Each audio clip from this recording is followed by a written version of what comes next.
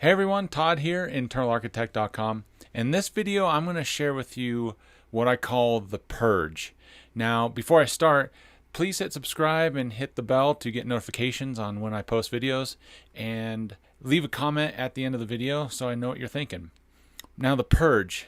This is something that has been going on for a little while now. As a cancer survivor, I've been really trying to start working on a minimalist, in a way, type of lifestyle where I just don't have a lot of items and a lot of belongings. In 2009, when I was diagnosed, I also ended up going through my diagnosis, going through all my treatment and everything, and then the next year ended up seeing my father start to get really ill and having issues with his heart and his lungs. And he's still with us today, but he's pretty beat up because of everything that's going on. And we ended up, with the recession, we ended up losing a lot of stuff, a lot of personal, a house that my father built and things that were just really important to my family. And we ended up having to put all of our stuff into a warehouse about 30 miles south of here. Fortunately, a friend of ours is super generous and knew the situation that we were in and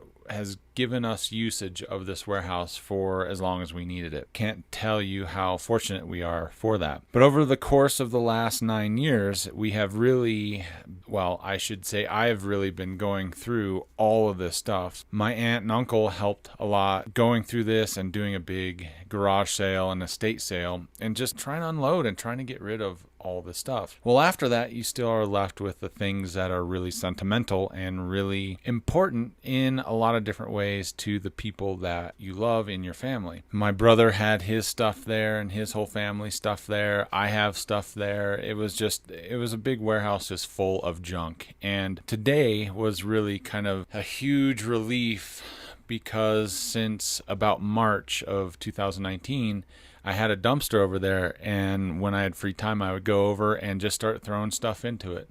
Stuff that I didn't need, stuff that I didn't want.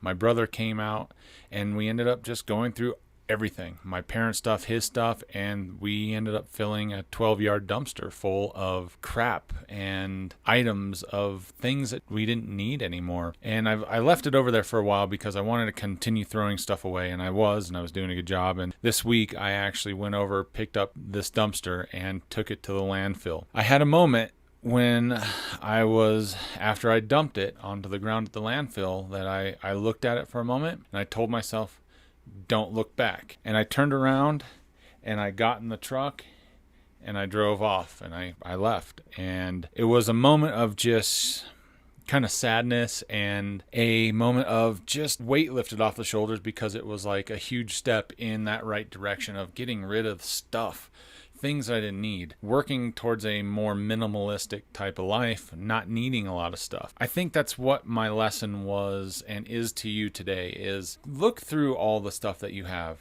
Look at it all, everything, clothes, trinkets, shoes. I can't even tell you all the shoes that my family has, especially since I live with 3 girls. So look at all this stuff, see what it is that you need, see what it is you use, and then make a conscious effort to give it away or toss it and just be done with it and not have any stuff hanging around that you don't need. Today was huge for me, and it was sad, and it was a little bit depressing, but it was that weight feels so much more immensely better that it's gone. And I don't ever have to think about it again.